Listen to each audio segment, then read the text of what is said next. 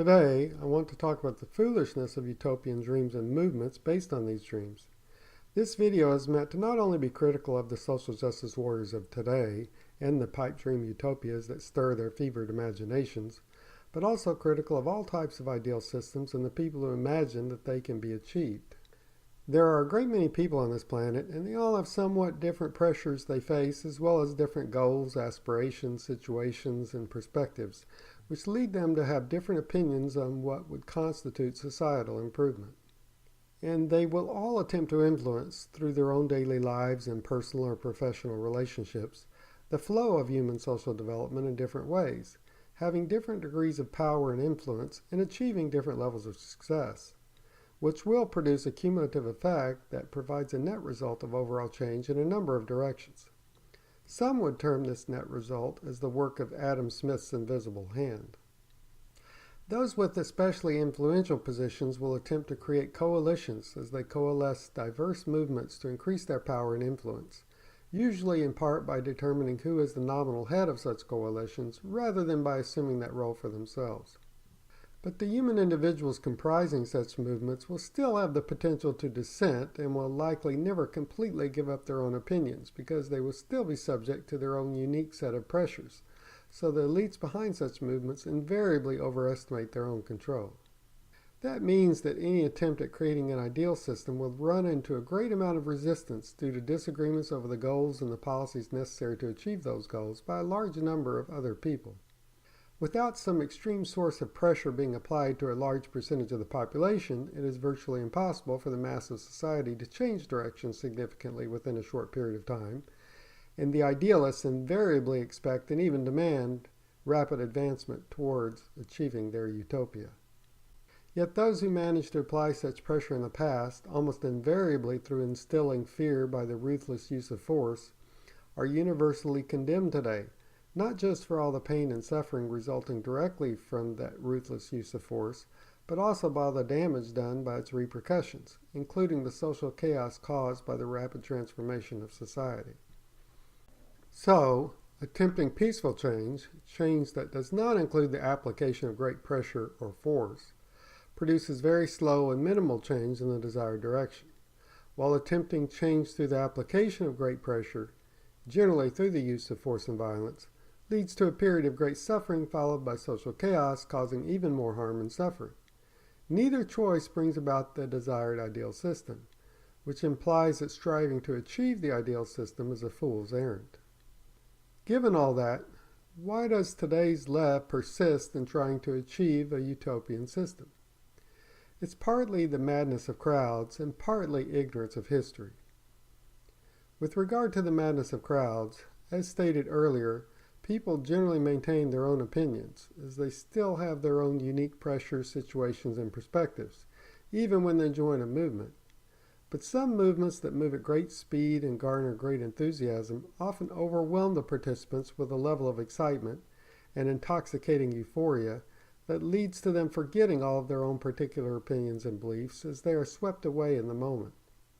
As for the ignorance of history, humans have not changed significantly genetically in the last couple of thousand years, so the behavior of humans in that period should be instructive. And that history provides numerous examples of great tragedy resulting from utopian dreams and movements.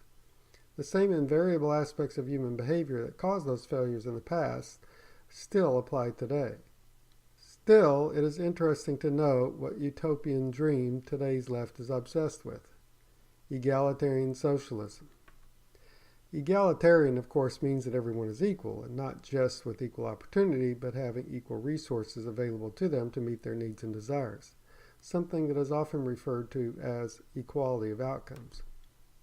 Socialism means ownership of the means of production by the government. There are any number of possible socialist systems, and they can vary widely with regard to rules on private personal property. But a system is not authentically socialist unless the government owns the means of production.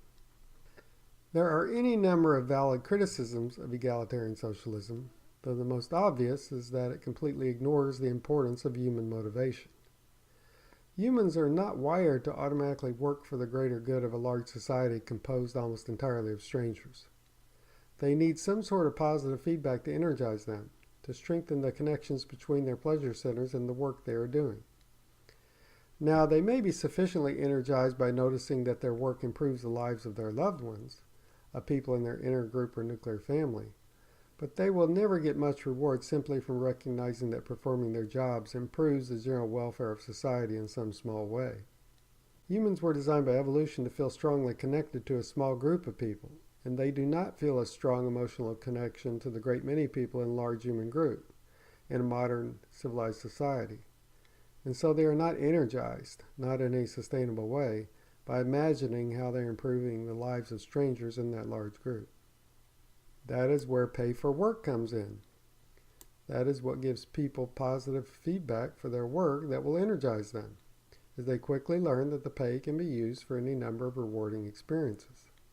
Certainly some work is intrinsically more rewarding than others, such as that involving making scientific breakthroughs or saving the lives of those one is directly working to help.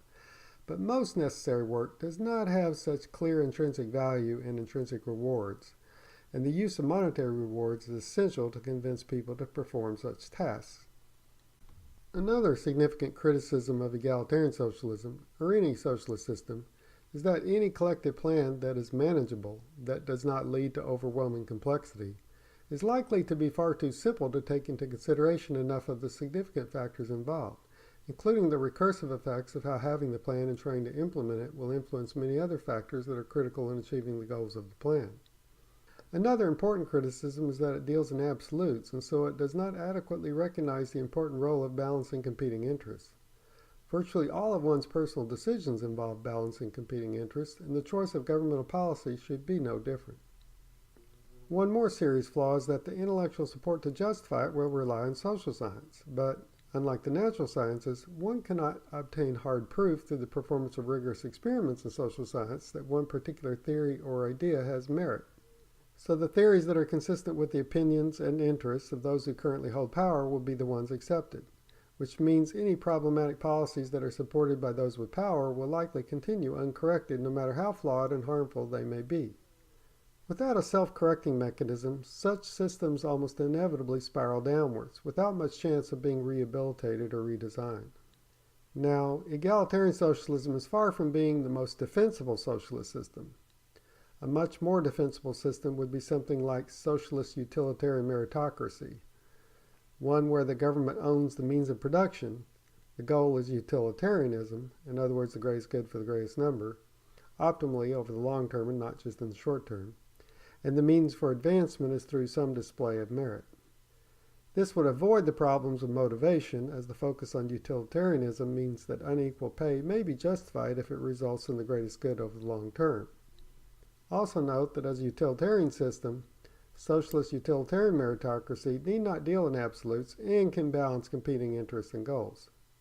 But socialist utilitarian meritocracy would still depend on social science to justify itself and could fall into the trap of adopting self-serving theories that support the interests of those in charge.